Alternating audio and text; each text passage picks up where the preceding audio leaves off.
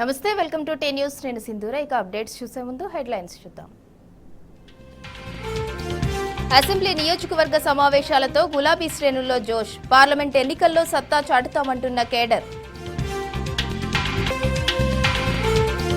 BRS నేతలు కార్యకర్తలపై కాంగ్రెస్ నేతల దౌర్జన్యకాండ. దాడులకు పాల్పడిన వారిపై కఠిన చర్యలు తీసుకోవాలని డీజీపీకి విజ్ఞప్తి. కోదండరాంను ఇరికించిన సీఎం రేవంత్ రెడ్డి. కోర్టులో కేసు నడుస్తున్న ఎమ్మెల్సీ పదవిని అంటగట్టిన సీఎం.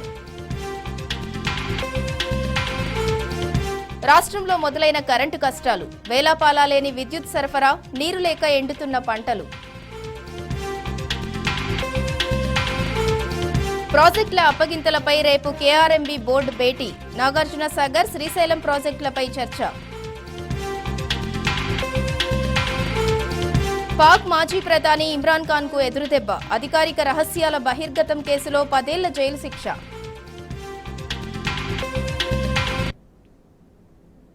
రైట్, ఇక అప్డేట్స్ చూద్దాం. ఎస్ఆర్ఎస్పీ ఆయకట్టును పనంగా పెడుతున్నారు. టెయిల్ టు హెడ్ మాటున జలాలను తరలించుకుపోతున్నారు. స్టేజ్ 1 డిస్ట్రిబ్యూటర్లకు నామమాత్రంగా జలాలను విడుదల చేస్తూ స్టేజ్ 2కు పూర్తి స్థాయిలో నీళ్లను మళ్లిస్తున్నారు. అవి అందని దుస్థితి నెలకొంది. దీంతో బోర్లే దిక్కు అవుతున్నాయని రైతన్నలు ఆవేదన వ్యక్తం చేస్తున్నారు.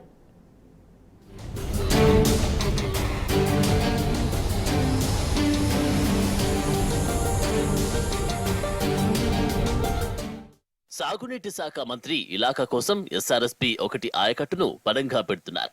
టెయిల్ టు హెడ్ మాటున జలాలను సూర్యాపేటకు తరలించుకుపోతున్నారు. స్టేజ్ 1 డిస్ట్రిబ్యూటరీలకు నామమాత్రంగా జలాలను విడుదల చేస్తూ స్టేజ్ 2కు పూర్తి స్థాయిలో నీళ్లను మళ్లిస్తున్నారు. దీంతో ఎగువన ఉన్న ఆయకట్టు రైతులు తీవ్ర ఆందోళనకు గురవుతున్నారు. మరోవైపు మరో 2 వారాలకు మించి సాగునీళ్లు ఇవ్వలేని పరిస్థితి నెలకొందని అధికారులు వెల్లడిస్తున్నారు.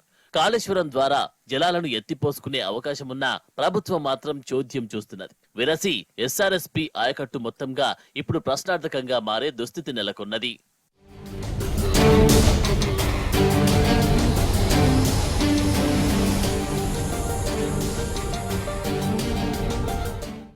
ఎస్ఆర్ఎస్పీ స్టేజ్ 1లో అంటే ఎల్ఎండికి ఎగువన అంటే ఎస్ఆర్ఎస్పీ నుంచి కాకతీయ కాల్వ 0 నుంచి 146 కిలోమీటర్లు, ఎల్ఎండి వరకు 4,62,920 ఎకరాలు, దిగువన అంటే కాకతీయ కెనాల్ 146 నుంచి 284 కిలోమీటర్ల వరకు అంటే మైలారం వరకు 5,05,720 ఎకరాలు, మొత్తంగా 9,68,640 ఎకరాల ఆయకట్టుకు నీరు అందించాల్సి ఉన్నది. ఎస్ఆర్ఎస్పీ నుంచి ఎల్ఎండి వరకు కాకతీయ ప్రధాన కాల్వ పూర్తిస్థాయి సామర్థ్యం 9,700 క్యూసెక్లు కాగా ప్రస్తుతం కేవలం 6,500 క్యూసెక్లను మాత్రమే విడుదల చేస్తున్నారు.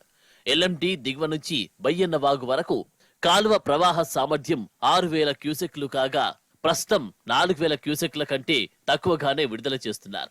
నిరుడు కన్నా చాలా తక్కువ పరిణామంలో నీటిని వదులుతున్నారు. ఇదిలా ఉండగా ఎస్ఆర్ఎస్పీ నుంచి ఎల్ఎండి వరకు 94 డిస్ట్రిబ్యూటరీలు ఉన్నాయి. ఎల్ఎండి దిగువన బయ్యన్న వాగు వరకు మొత్తంగా దాదాపు 54 డిస్ట్రిబ్యూటరీ మెయిన్ కెనాల్స్ ఉన్నాయి.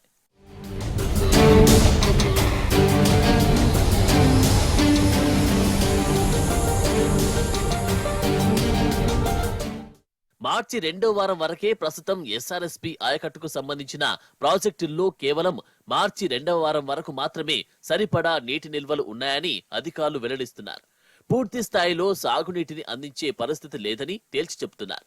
ప్రస్తుతం ఎస్ఆర్ఎస్పీలో 50 టీఎంసీలు, ఎల్లంపల్లిలో 12.77 టీఎంసీలు, మిడ్మానేరులో 15.76 టీఎంసీలు, ఎల్ఎండిలో 16.49 టీఎంసీలు మాత్రమే అందుబాటులో ఉన్నాయి. ఇక ఎస్ఆర్ఎస్పీ జలాలపై ఆధారపడి చౌటుపల్లి హనుమంతరెడ్డి, అలీసాగర్, గుత్పా ఎత్తిపోతల ఆయకట్టు కూడా ఉన్నది. ఎల్లంపల్లి నుంచి హైదరాబాద్ తాగునీటి జలాలు కూడా ఇవ్వాల్సి ఉన్నది.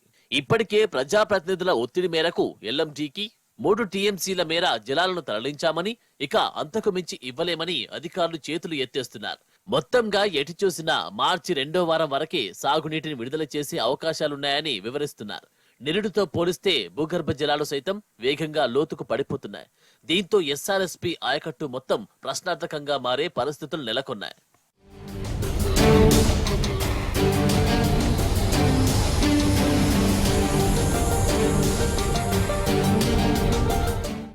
నీటి నీటిని ఎత్తిపోసుకునే అవకాశమున్నా పరిస్థితి అత్యంత ఆందోళనకరంగా ఉన్నా కూడా ప్రభుత్వం ఆ దిశగా దృష్టి సారించని దుస్థితి నెలకొన్నది. కాళేశ్వరం ప్రాజెక్టును బదనాం చేయాలనే దానిపై చూపెడుతున్న ఆసక్తిని నీటిని ఎత్తిపోసుకునే అంశంపై కేంద్రీకరించడం లేదు.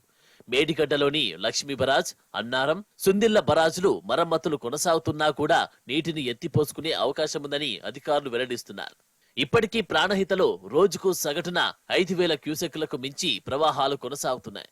ఆ జలాలను ఒడిసిపడితే ఎస్ఆర్ఎస్పీ ఆయకట్టుకు పూర్తి స్థాయిలో సాగునీటిని అందించవచ్చని, చెరువులను కూడా నింపవచ్చని వివరిస్తున్నారు. లేదంటే చివరి దశలో నీరు అవసరమయ్యే ప్రధాన సమయంలోనే చేతులెత్తేయాల్సిన పరిస్థితి తలెత్తుతుందని, రైతులు తీవ్రంగా నష్టపోయే పరిస్థితి ఏర్పడుతుందని హెచ్చరిస్తున్నారు.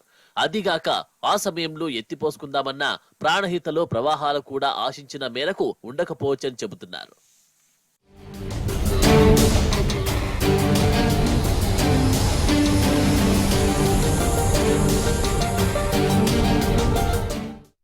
చివరి ఆయకట్టుకు సాగునీటిని అందించడం అధికారులకు కత్తి మీద సాములా మారింది. కాలువలపై ఎక్కడికక్కడ రైతులు 3HP, 5HP మోటార్లను అమర్చుకున్నారు. వచ్చిన నీటిని వచ్చినట్టు తమ పొలాలకు మళ్లించుకుంటున్నారు. ఎగువన విడుదల చేసిన జలాల్లో సగం కూడా దిగువకు చేరని పరిస్థితి నెలకొన్నది. ఈ నేపథ్యంలో పలువురు ఇరిగేషన్ అధికారులు కేవలం 12 గంటలు మాత్రమే కరెంట్ ఇవ్వాలని ప్రభుత్వానికి ప్రతిపాదనలు పంపినట్టు సమాచారం. అలాగైతేనే మోటార్ల ద్వారా నీటి తోడివేతను అరికట్టి దిగువకు పూర్తి స్థాయిలో ఇచ్చే అవకాశం ఉంటుందని, లేదంటే చేసేది ఏమీ ఉండబోదని స్పష్టంగా తెలియజేసినట్టు సమాచారం.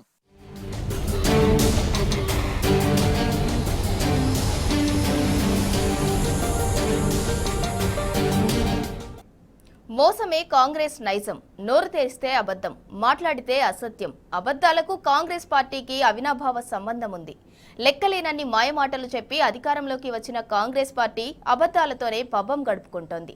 తాజాగా వికారాబాద్ అడవుల్లో నేవీ రాడార్ ఏర్పాటుపై కూడా కాంగ్రెస్ తప్పుడు ప్రచారం మొదలుపెట్టింది. రాడార్ ఏర్పాటు కోసం ఉమ్మడి రాష్ట్రంలో కాంగ్రెస్ అధికారంలో ఉన్నప్పుడే ఒప్పందాలు జరిగాయి. ఆ నిజాన్ని దాచిపెట్టి బీఆర్ఎస్ పార్టీపై బురద చల్లే ప్రయత్నం చేస్తున్నారు కాంగ్రెస్ మంత్రులు.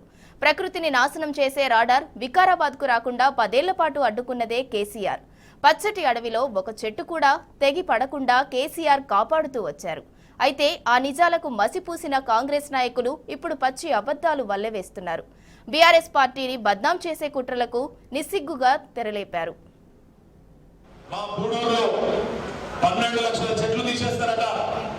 3,000 ఎకరాల అడవిని నాశనం చేసి అక్కడ రాడార్ అనేది పెడతారట. దీనివల్ల అక్కడ ఉండే పర్యావరణం దెబ్బతింటది, దీనివల్ల అక్కడ ఉండే పక్షులు దెబ్బతింటాయి, ప్రాణులు దెబ్బతింటాయి.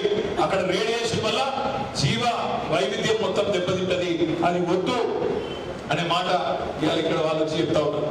అది మాకు తెలుసు కాబట్టి గత 10 ఏళ్ళుగా దానికి కానీయలేదు. అది తెలుసు. పొడవుకు నష్టమైతుంది, పరిగికి నష్టమైతుంది, వికారాబాద్ జిల్లాకు నష్టమైతుందనే మనం ఆ పని కానీయలేదు.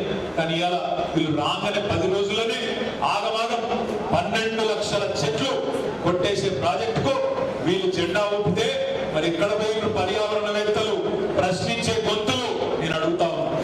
ఆనాడు రంజిత్ రెడ్డి గారి చొరవతో చేవెళ్ల నుంచి ఇక్కడికి వచ్చే మరి జాతీయ రహదారిని విస్తరిద్దామంటే కొన్ని పెద్ద పెద్ద చెట్లు పోతున్నాయి అని చెప్పి కోర్టుకు పోయి కొట్లాడారు కొంతమంది.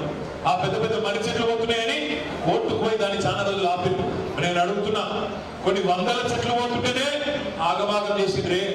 12 లక్షల చెట్లు పోతుంటే ఎక్కడికి పోయి నీ గొంతులు ప్రశ్నించే గొంతులు అని నేను అడుగుతా ఉన్నా. 12 లక్షల చెట్లు పోతుంటే ఎక్కడైతే ఈసా ఉడుతుందో, ఎక్కడైతే మూసా ఉడుతుందో, ఈ రెండు కలిసి మూసి అవుతుందో కిందికి పోయి అట్లాంటి అద్భుతమైన ప్రాంతం మన ప్రాంతం, మన వికారాబాద్ జిల్లా. మన వికారాబాద్నే మూసి ఇటుకెళ్ళి ఇటుకెళ్ళి బయలుదేరుతుంది. మరి అట్లా మొత్తం పర్యావరణం దెబ్బతింటే అడవులన్నీ పోతే రేపు వర్షాలు పడతాయా? మూసీకి నీటి చుక్క వస్తుందా? ఈ ప్రాంతంలో వ్యవసాయానికి మనుగడ ఉంటుందా? ఆ రేడియేషన్ తోని నష్టం జరుగుతుందని చెప్తున్నారు. ఇవన్నీ తెలుసా ఈ ప్రభుత్వానికి? ఈ రోజు మా చేతిలోంచి ఈ యొక్క ఫైల్ మూవ్ అవ్వలేదు. మా చేతిలోంచి మేము మొదలు పెట్టలేదు. టిఆర్ఎస్ ప్రభుత్వం చేతిలోంచే జరిగింది. 2010లో నావికాదళం ఉమ్మడి ఆంధ్రప్రదేశ్లో ప్రభుత్వంలో ఈ స్టేషన్ ఏర్పాటుకు సంప్రదింపులు జరిపింది. 2011 ఏప్రిల్ 15న నేవీ ప్రతిపాదనను రాష్ట్రం కేంద్రంకు పంపించింది. 2014 జనవరి 15న కేంద్ర పర్యావరణ శాఖ భూముల బదలాయింపుకు ఆమోదం తెలిపింది. స్టేజ్ 1 అనుమతులు కూడా అప్పుడే మంజూరయ్యాయి. ఎవరితోటి కూడా అంటే మేము సంప్రదింపులు జరపడం కానీ అండర్స్టాండింగ్ చేసుకోవడం కానీ చేసినటువంటి ప్రాజెక్ట్ కాదు ఇది. వాళ్ళు ప్రతిపాదించిన దానికి మేము తుది సంతకం పెట్టి పర్మిషన్ ఇచ్చాం అంతే, జీవో ఇచ్చాం తప్పితే మేముగా ఇది ఏది కూడా ప్రతిపాదించింది కాదు. విన్నారు కదా కాంగ్రెస్ మంత్రి కొండా సురేఖ చెప్పే అబద్ధాలు. 2010లోనే రాడార్ ఏర్పాటుకు సంప్రదింపులు జరిగాయని అంటారు. 2011 ఏప్రిల్లో నేవీ ప్రతిపాదనలు అప్పటి కాంగ్రెస్ ప్రభుత్వం కేంద్రానికి పంపిందని చెప్తారు. 2014 జనవరిలోనే అనుమతులు వచ్చాయని చెప్తున్నారు. మళ్ళీ మాకు సంబంధం లేదు, జస్ట్ సంతకం పెట్టామని సాక్షాత్తు ఒక మంత్రే బుకాయిస్తున్నారు. 2014 నాటి అనుమతుల కాపీలు కళ్ల ముందు కనిపిస్తున్నా కాంగ్రెస్ పార్టీ అబద్ధాలు చెప్పడంపై జనం మండిపడుతున్నారు. వికారాబాద్ అడవుల్ని నాశనం చేస్తే ఊరుకునేది లేదని స్థానిక ప్రజలు హెచ్చరిస్తున్నారు. రాష్ట్ర వ్యాప్తంగా బీఆర్ఎస్ కార్యకర్తలపై కాంగ్రెస్ నేతల దాడుల గురించి డీజీపీకి ఫిర్యాదు చేశారు బీఆర్ఎస్ నేతలు. మంత్రి కోమటిరెడ్డి ప్రోద్బలంతో భువనగిరి జెడ్పీ చైర్మన్ సందీప్ రెడ్డిపై జరిగిన దాడిని డీజీపీ రవిగుప్తాకు వివరించారు. దీంతో పాటు హుజూర్ నగర్, మానుకొండూర్, భూపాల్పల్లి, కొల్లాపూర్ నియోజకవర్గాల్లో బీఆర్ఎస్ కార్యకర్తలపై జరిగిన దాడులు, హత్యలను డీజీపీ దృష్టికి తీసుకెళ్లారు. పోలీసులు పక్షపాతంగా వ్యవహరిస్తూ బీఆర్ఎస్ కార్యకర్తలపై అక్రమ కేసులు బనాయించడాన్ని తక్షణమే అడ్డుకోవాలని విజ్ఞప్తి చేశారు. కాంగ్రెస్ నేతలకు వత్తాసు పలకకుండా నిష్పక్షపాతంగా వ్యవహరించేలా పోలీసులకు స్పష్టమైన ఆదేశాలు జారీ చేయాలని కోరారు. ఎంపీ బడుగుల లింగయ్య యాదవ్, ఎమ్మెల్సీ రమణ, మాజీ ఎమ్మెల్యేలు Saitireddy, Bhaskar Rao, Korukanti Chandar, Bhuvanagiri ZP chairman Sandeep Reddy, Suryapet ZP chairperson Deepika సహా పలువురు నేతలు డీజీపీని కలిసిన బృందంలో ఉన్నారు. రాష్ట్ర మంత్రి కోమటిరెడ్డి వెంకరెడ్డి గారు నిన్న భువనగిరి జిల్లా జెడ్పీ చైర్మన్ గారి పైన ఇష్టం వచ్చినట్టుగా మాట్లాడిని తీవ్రంగా ఖండిస్తూ ఇవాళ రాష్ట్ర డీజీపీ గారికి వినతి పత్రం ఇవ్వడం జరిగింది. ఇవాళ మా జెడ్పీ చైర్మన్ గారు కోమటిరెడ్డి గారిని ఈ రాష్ట్రంలో రైతులకు రైతు బంధు పడట్లేదు, రైతులు ఇబ్బంది పడుతున్న అంశాన్ని వారు దృష్టికి తీసుకెళ్ళినందుకే చిరాకు పడి ఇష్టం వచ్చినట్టుగా మాట్లాడడం ఇది కరెక్ట్ కాదని చెప్పి సందర్భంగా ఇవాళ కోమటిరెడ్డి గారు హెచ్చరిస్తా ఉన్నాం. మాట్లాడడం, అలాగే వారు ఇంకొక అడుగు ముందుకు పోయి మా నాన్నగారి గురించి కానీ మాట్లాడడం, నా గురించి కానీ అపహేళన చేస్తూ మాట్లాడినప్పుడు నేను నిలబడి అభ్యంతరం వ్యక్తం చేయడం జరిగింది. నేను అడిగినాను, అసలు మీరు మంత్రేనా, అసలు మంత్రి మాట్లాడిన మాటలేనా ఇవి, అఫీషియల్ ప్రోగ్రాంలో మాట్లాడిన మాటలా ఇవి, అసలు మీరు ఎట్లా మాట్లాడతారు ఇవన్నీ నేను అడిగినప్పుడు అప్పుడు దగ్గరలో ఉన్న పోలీసు వాళ్ళని పిలిచి మీరు ఇమీడియట్గా నేను ఇక్కడ నుంచి తీసుకుపోండి అని మాట్లాడడం జరిగింది. నేను చెప్పిన మీరు నాకు తీసుకోమని చెప్పేది, మీరు ఎట్లయితే అఫీషియల్గా ప్రోగ్రామ్కి వచ్చినో నేను అట్లే అఫీషియల్గా వచ్చినా, నాకుండే రైట్ నాకుంది స్టేజ్ మీద, మీకు అధికారం లేదు నన్ను పంపించేదంటే ఆయన కావాలని ఎస్ఐని ప్రేరేపించి నువ్వు ఇప్పుడు తీసుకెళ్ళి నన్ను జైల్లో తీసుకెళ్ళి లాకప్లో కూర్చోబెట్టు అని చెప్పి మాట్లాడి ఫోర్స్ఫుల్గా ఎస్ఐని కానీ వాళ్ళ కార్యకర్తలు కానీ చేసి నా మీదకి పంపించడం జరిగింది. కాంగ్రెస్ ప్రభుత్వం వచ్చిన రోజు నుంచి బీఆర్ఎస్ పార్టీ శ్రేణుల మీద జరుగుతున్నటువంటి దాడులకు సంబంధించినటువంటి విషయంలో విజ్ఞాపన పత్రాన్ని అందించాం. నిన్న స్వయంగా సాక్షాత్తు రాష్ట్ర మంత్రి గారు కోమటిరెడ్డి వెంకరెడ్డి గారి సమక్షంలోనే జరిగిన దాడి, అదేవిధంగా కొల్లాపూర్లో ఆ మధ్య ఒక బీఆర్ఎస్ పార్టీ కార్యకర్త యొక్క హత్యాయత్నాలు, ఆస్తుల ధ్వంసం, ఇట్లా అనేక విషయాలకు సంబంధించి మరి డీజీపీ గారికి చెప్పినప్పుడు వారు చాలా సానుకూలంగా స్పందించారు. మరి చెప్పినాం ఖచ్చితంగా ఇటువంటి చర్యలు జరుగుతున్నప్పుడు పోలీసులు ప్రేక్షక పాత్ర వహిస్తున్నారు, మంత్రులు అధికార పార్టీ ఎమ్మెల్యేలు చెప్తే వాళ్ళకు అనుగుణంగా ప్రవర్తిస్తున్న విషయాన్ని వారి దృష్టికి తీసుకెళ్ళినప్పుడు ఖచ్చితంగా తగు చర్యలు తీసుకుంటామని చెప్పారు. మానవ మెదడులో ఎలక్ట్రానిక్ చిప్ అమర్చే ప్రయోగాన్ని మరో ముందడుగు పడింది. సోమవారం తొలిసారి ఓ వ్యక్తికి విజయవంతంగా చిప్ అమర్చడాన్ని న్యూరాలింక్ వ్యవస్థాపకుడు ఎలాన్ మస్క్ వెల్లడించారు. అతనిప్పుడు వేగంగా కోలుకుంటున్నట్లు తెలిపారు. ఆరంభ ఫలితాల్లో స్పష్టమైన న్యూరాల్స్ స్పైక్ డిటెక్షన్ను గుర్తించినట్లు పేర్కొన్నారు. కంప్యూటర్తో మానవ మెదడు నేరుగా సమన్వయం చేసుకునే బ్రెయిన్ కంప్యూటర్ ఇంటర్ఫేస్ ప్రయోగాలకు అమెరికా ఆహార ఔషధ నియంత్రణ సంస్థ గత ఏడాది మేలో ఆమోదం తెలిపింది. న్యూరాలింక్ చిప్ను ఇప్పటికే పందులు, కోతుల్లో విజయవంతంగా పరీక్షించారు. ఈ సాధనం అత్యంత సురక్షితమైనదని, విశ్వసనీయమైనదని వెల్లడైనట్లు ఆ సంస్థ నిపుణులు చెప్పారు. దీని సాయంతో ఒక కోతి ఫాంగ్ వీడియో గేమ్ను ఆడింది.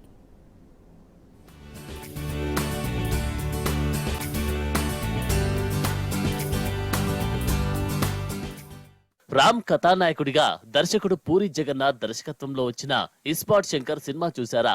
ఆ చిత్రంలో హీరో మెదడులో ఓ చిప్ ను అమరుస్తారు. సినిమాలో ఆ దృశ్యాన్ని చూసి ఇది నిజంగా సాధ్యమా అని అనుకున్న వాళ్ళు చాలా మందే ఉంటారు. అయితే నిజ జీవితంలో ఆ ఫిట్ ను చేసి చూపించింది అమెరికా స్టార్టప్ కంపెనీ న్యూరాలింక్. మనిషి మెదడులో తొలిసారిగా బ్రెయిన్ చిప్ ను అమర్చి చరిత్ర సృష్టించింది. అంతేకాదు ఈ చిప్ ద్వారా మెదడుకు కంప్యూటర్ కు నేరుగా అనుసంధానం చేసే దిశగా ప్రయత్నాలు చేసింది కూడా. ఈ మేరకు న్యూరాలింక్ వ్యవస్థాపకుడు ఎక్స్ అధినేత ప్రపంచ కుబేరుడు ఎలన్ మస్క్ మంగళవారం వెల్లడించారు. మనిషి మెదడులో చిప్ ప్రవేశపెట్టామని, దీని ద్వారా న్యూరాన్ల కదలికలను గుర్తించినట్టు ఆయన ట్వీట్ చేశారు. చిప్ అమర్చిన వ్యక్తి వేగంగా కోలుకుంటున్నట్లు, తొలి ఫలితాల్లో స్పష్టమైన న్యూరాన్ స్పైక్ డిటెక్షన్ ను గుర్తించినట్లు పేర్కొన్నారు. ఈ చిప్ కు N1 లింక్ గా నామకరణం చేశారు.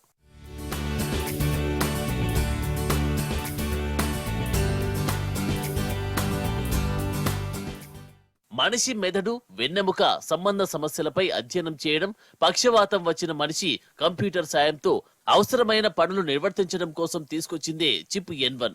ఈ చర్యలను precise robotically implanted brain computer interface prime గా పిలుస్తున్నారు. మెదడులో అమర్చే N1 చిప్ 8 మిల్లీమీటర్ల వ్యాసం కలిగి ఉంటుంది. వెంట్రుకల్లో 20వ వంతు మందం ఉండే సన్నటి దారాల్లాంటి ఎలక్ట్రోడ్లు ఈ చిప్ లో ఉన్నాయి. పుర్రెలో చిన్ని భాగాన్ని తొలగించి మెదడుకు ఈ సాధనాన్ని అమరుస్తారు. ఈ చిప్ కు ఉండే 3000కు పైగా సన్నటి ఎలక్ట్రోడ్లను మెదడులోకి చొప్పిస్తారు. వాటిని మెదడులోని ముఖ్యమైన భాగాలకు చేరువగా ప్రవేశపెడతారు. అవి శుద్ధిమెత్తగా ఉంటూ ఇటు అటు వంగేలా ఉంటాయి. ఎలక్ట్రోడ్లు మెదడులోని న్యూరాన్ల మధ్య ప్రసారమవుతున్న సందేశాలను గుర్తించి చిప్ నకు పంపుతాయి. ఒక చిప్ లోని ఎలక్ట్రోడ్లు 1000 న్యూరాన్ల చర్యలను పరిశీలిస్తాయి. మొత్తం మీద ఒక వ్యక్తిలోకి 15 చిప్లను ప్రవేశపెట్టొచ్చు. ఇలా మెదడు కదలికల సిగ్నల్స్ ను రికార్డ్ చేసిన ఈ చిప్ వైర్లెస్ ఓ యాప్ నకు ఆ వివరాలను చేరవేస్తుంది. మెదడు ద్వారా ఆలోచిస్తూ కంప్యూటర్ మౌస్ కర్సర్ ను కదిలించేలా, కీబోర్డ్ అక్షరాలను ఎంటర్ చేసేలా ప్రాథమికంగా పరిశోధనలు చేయనున్నారు. కంప్యూటర్, మానవ మెదడు నేరుగా సమన్వయం చేసుకునే బ్రెయిన్ కంప్యూటర్ ఇంటర్ఫేస్ ప్రయోగాలకు అమెరికాలోని ఆహార, ఔషధ నియంత్రణ సంస్థ FDA గత ఏడాది మేలో ఆమోదం తెలిపింది. న్యూరాలింక్ అభివృద్ధి చేసిన ఈ చిప్ ను ఇప్పటికే పందులు, కోతుల్లో విజయవంతంగా పరీక్షించారు. ఈ సాధనం అత్యంత సురక్షితమైనదని, విశ్వసనీయమైందని వెల్లడైనట్లు న్యూరాలింక్ ప్రతినిధులు తెలిపారు. ఈ చిప్ సాయంతో ఒక కోతి వీడియో గేమ్ ను కూడా ఆడినట్లు వెల్లడించారు. అయితే మనుషుల మెదడుకు ఈ చిప్ ను అమర్చి ట్రయల్ నిర్వహించేందుకు న్యూరాలింక్ కు గత సెప్టెంబర్లోనే అనుమతులు వచ్చాయి. దీంతో 4 నెలల రికార్డు సమయంలోనే ఈ ప్రయోగాలను విజయవంతంగా నిర్వహించినట్టు సంస్థ ప్రతినిధులు తెలిపారు.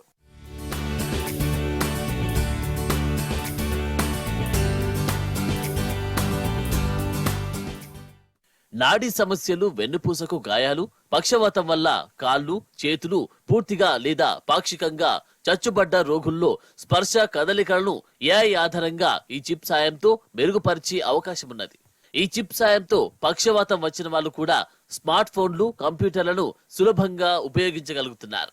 మెదడు ఆదేశాల మేరకు శరీరంలోని అవయవాల పనితీరు ఆధారపడి ఉండడంతో మెదడు ఆదేశాలు అందక చచ్చుబడిపోయిన అవయవాలను కూడా ఈ చిప్ సాయంతో సిగ్నల్స్ పంపి తిరిగి పని చేయించవచ్చు.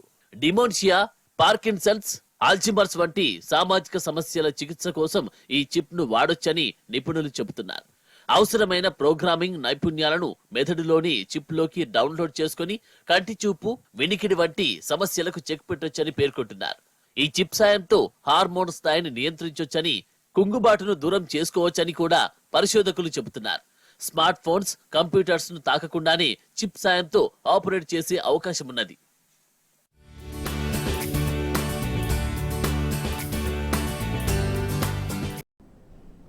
రాష్ట్రంలోని గ్రామాల్లో ప్రత్యేకాధికారుల పాలనకు రంగం సిద్ధమైంది. 5 ఏళ్ల క్రితం ప్రజలు ఎన్నుకున్న సర్పంచ్, గ్రామ సభల పదవీ కాలం బుధవారంతో ముగియనుంది. ఇప్పటికిప్పుడు రాష్ట్రంలో స్థానిక సంస్థలకు ఎన్నికలు నిర్వహించే అవకాశం లేదు. దీంతో రాష్ట్ర ప్రభుత్వం కలెక్టర్ల పర్యవేక్షణలో ప్రత్యేకాధికారులను నియమించింది. అయితే రాష్ట్ర ప్రభుత్వ నిర్ణయంపై ప్రధాన ప్రతిపక్షం బీఆర్ఎస్ తో పాటు ప్రజల నుంచి వ్యతిరేకం వ్యక్తమవుతోంది. రాష్ట్రంలో సర్పంచుల పదవీకాలం బుధవారంతో ముగియబోతోంది. దీంతో గ్రామ పాలన కోసం అధికార యంత్రాంగాన్ని రంగంలోకి దింపుతోంది రేవంత్ రెడ్డి సర్కార్. సర్పంచుల పదవీకాలం ముగిసిన తర్వాత గ్రామ పంచాయతీలో ప్రత్యేక అధికారులుగా గెజెటెడ్ అధికారులను నియమించాలని నిర్ణయించింది. ఇందుకోసం జిల్లా కలెక్టర్లకు రాష్ట్ర ప్రభుత్వం ఆదేశాలు జారీ చేసింది. ప్రత్యేక అధికారుల పర్యవేక్షణలో గ్రామ పాలన చేపట్టాలని రాష్ట్ర ప్రభుత్వం ముందుగానే నిర్ణయించింది. ఇందుకోసం అధికారుల జాబితాను సిద్ధం చేయాల్సిందిగా కలెక్టర్లను కోరింది. ప్రత్యేక అధికారులుగా గెజెటెడ్ అధికారులతో పాటు నాన్ గెజెటెడ్ ఉద్యోగుల పేర్లను కలెక్టర్లు ప్రతిపాదించారు. అయితే తమ కంటే పై స్థాయి వారిని ప్రత్యేక అధికారులుగా నియమించాలని పంచాయతీ కార్యదర్శులు కోరారు. ప్రత్యేక అధికారులుగా టైపిస్టులు, జూనియర్ అసిస్టెంట్లు, సాంకేతిక సహాయకులను నియమించొద్దని అభ్యంతరాలు వ్యక్తం చేశారు. పంచాయతీ కార్యదర్శుల కోరికను పరిగణలోకి తీసుకున్న రాష్ట్ర ప్రభుత్వం గెజెటెడ్ అధికారులని ప్రత్యేక అధికారులుగా నియమించాలని నిర్ణయిస్తూ కలెక్టర్లకు ఆదేశాలు జారీ చేశారు. దీంతో ప్రత్యేక అధికారులుగా తహసీల్దార్లు, మండల పరిషత్ అధికారులు, మండల పంచాయతీ అధికారులు, పంచాయతీరాజ్ సహాయ ఇంజనీర్లు, గ్రామీణ నీటి సరఫరా శాఖ సహాయ ఇంజనీర్లు, ఐసిడిఎస్ సూపర్వైజర్లు, మండల విద్యాధికారులు, వ్యవసాయాధికారులు, పశు వైద్యాధికారులు, ఆరోగ్య శాఖ సూపర్వైజర్లు, ఉద్యాన శాఖ అధికారులు, గెజెటెడ్ హెడ్ మాస్టర్లు, డిప్యూటీ తహసీల్దార్ల పేర్లతో జాబితాను రూపొందించారు కలెక్టర్లు. మరోవైపు గ్రామాల్లో ప్రత్యేకాధికారుల పాలనపై విపక్ష బీఆర్ఎస్ భగ్గుమంటోంది. ప్రత్యేకాధికారుల స్థానంలో తాజా మాజీ సర్పంచులను కొనసాగించాలని బీఆర్ఎస్ నేతలు హరీష్ రావు, కేటీఆర్ డిమాండ్ చేస్తున్నారు. నిత్యం ప్రజల్లో ఉండే సర్పంచులకు అధికారాలు కొనసాగించడం ద్వారా గ్రామాల్లో సమస్యలకు సత్వర పరిష్కారం లభిస్తుందన్న వాదన బలంగా వినిపిస్తోంది. అయితే విపక్షాల డిమాండ్ను ఖాతరు చేయని రేవంత్ రెడ్డి ప్రభుత్వం ప్రత్యేక అధికారులను నియమించడంపై ప్రజలు మండిపడుతున్నారు.